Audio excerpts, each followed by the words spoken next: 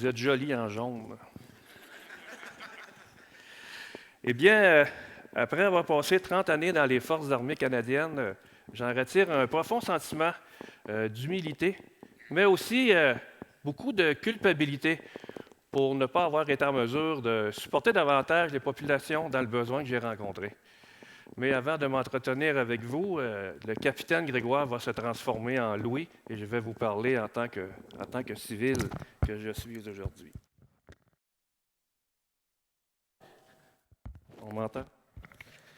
Parfait. Donc, mon dernier déploiement en Afghanistan, en date de mars 2009, a été une expérience inoubliable. J'ai eu la chance d'agir comme coach pour une compagnie d'infanterie afghane composée de 70 hommes. Cette expérience a été tout à fait semblable à celle qui avait été effectuée en 1916-1918 par un officier de liaison britannique qui avait mené la révolte arabe. Cet officier de liaison britannique, dont les stratégies et les tactiques sont toujours enseignées dans certains collèges militaires, avait été interprété par l'acteur Peter O'Toole dans le film Laurence d'Arabie de 1962. Pour ceux qui ont les cheveux blancs comme moi, gris-blanc, qui s'en souviennent. Ce film avait remporté 7 Oscars. Aujourd'hui, je ne suis pas ici pour un Oscar, bien entendu. Je veux partager avec vous, pour les prochaines minutes, l'ouverture d'esprit que cet incroyable peuple afghan me transmet. Rapidement, sur la photo, vous voyez une base opérationnelle avancée. C'était ma base opérationnelle avancée, située dans le Panjshir, en Afghanistan, tout près de la rivière Arghandab. Cette base-là mesurait seulement 150 mètres par 250 mètres et nous étions 8 Canadiens avec nos 70 soldats afghans et on vivait en harmonie. Eh bien, il y a des tâches au Québec qui sont faciles à réaliser, mais en Afghanistan, c'est pratiquement impossible ou très, très difficile. Je prends pour exemple aller distribuer des fournitures scolaires dans une école, dans mon école en fait, située tout près de mon petit camp. Et cette expérience-là, cette opération-là demandait tous les effectifs de la compagnie. Il fallait se déplacer vers la petite école et former un périmètre de sécurité de 300 mètres. Je veux vous visualiser, avant de rentrer à l'école, avant de se rendre à l'école, vous avez 60 personnes qui font un périmètre de 300 mètres pour nous protéger pour les quelques instants qu'on avait à remettre des fournitures scolaires aux professeurs. Et attention à ne pas apporter des crayons et du papier avec le logo Canada pour ne pas que le pauvre professeur se fasse menacer de mort, encore une fois, par les insurgés qui circulaient dans le secteur. On parle souvent au Québec des conditions routières, des problèmes de transport. On parle des nids de poules qui font les premières pages dans les journaux au printemps. Eh bien, en Afghanistan, votre auto peut rentrer au complet dans un nid de poules. Croyez-le ou non, plusieurs routes sont encore minées. Il y a encore des engins explosifs sous l'asphalte, quand il y a de l'asphalte, bien entendu. Et ça force les populations, les pauvres personnes qui ont des véhicules, il n'y en a pas beaucoup, à se construire des chemins parallèles, des routes parallèles pour éviter les dangers. Dans mon petit secteur à moi, eh bien, les gens circulaient fréquemment dans le lit de la rivière Arghandab pour éviter ces dangers. J'ai effectué, bien entendu, beaucoup de patrouilles et d'opérations dans le Panjshir et j'ai porté souvent attention aux denrées alimentaires qui étaient en vente dans les bazars. Et je peux vous confirmer, c'était nettement suffisant. Dans mon petit bazar également, il y avait une pharmacie qui n'emportait que le nom.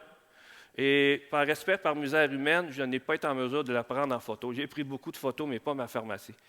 Sur des tablettes crasseuses s'alignaient des bocaux, des flacons, des racines d'arbres ou de plantes, des pièces de moto usagées et, bien entendu, des cartes d'appel.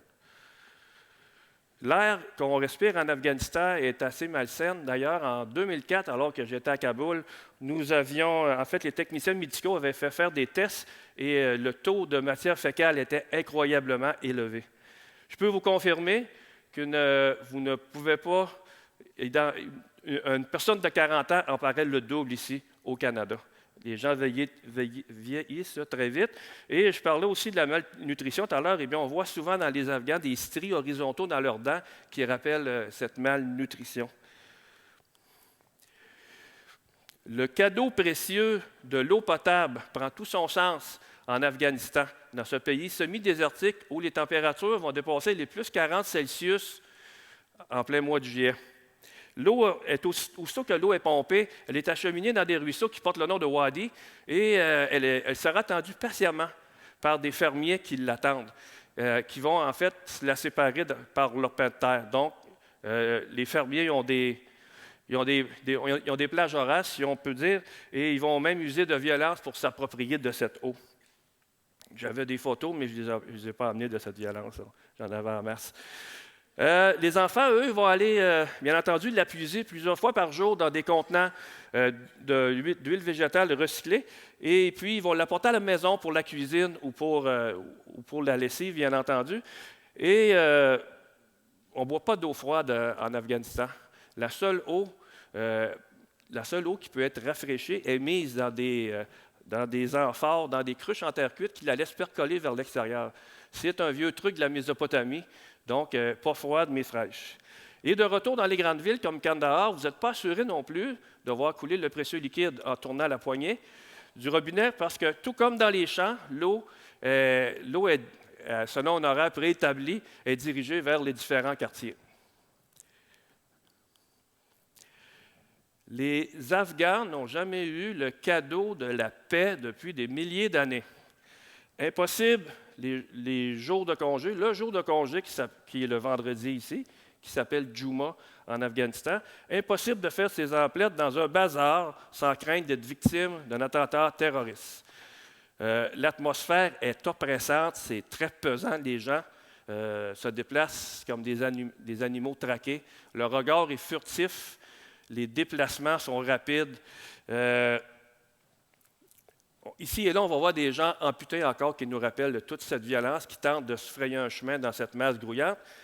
Et puis, derrière certains postes de police, on retrouve encore des amas de tôle rouillés, noircis, qui étaient en fait des véhicules piégés qui ont fait leur œuvre destructrice. Et nous, les petits soldats canadiens, comment on s'en sort dans toute cette violence? Eh bien, nous nous déshumanisons.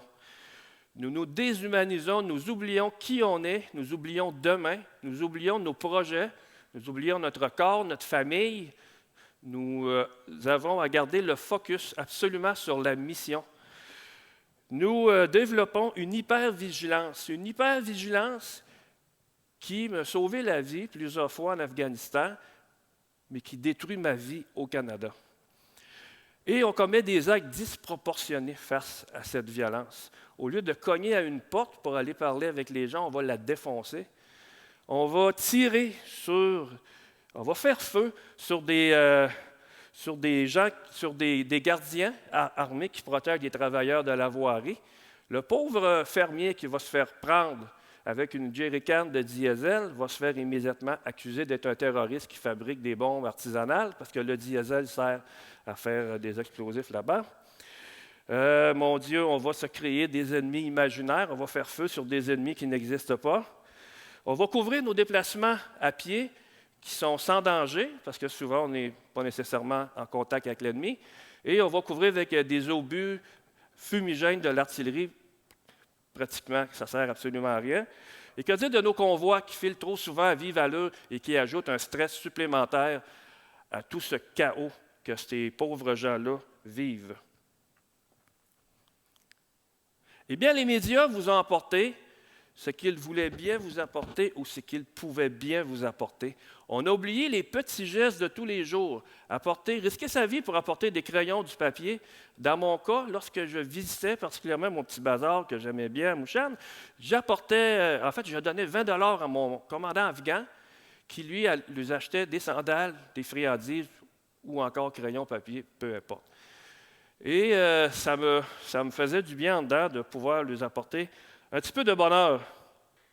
Quelle ne fut pas ma surprise, en 2011, j'ai lu un article J'ai lu un article, je crois que c'était sur Internet, et on racontait que le groupement tactique du 1er bataillon royal 22e régiment avait reçu pour mission de protéger une équipe de travail qui avait pour mission, en fait, d'asphalter la dangereuse route Iéna, pour ceux qui ont vu le film.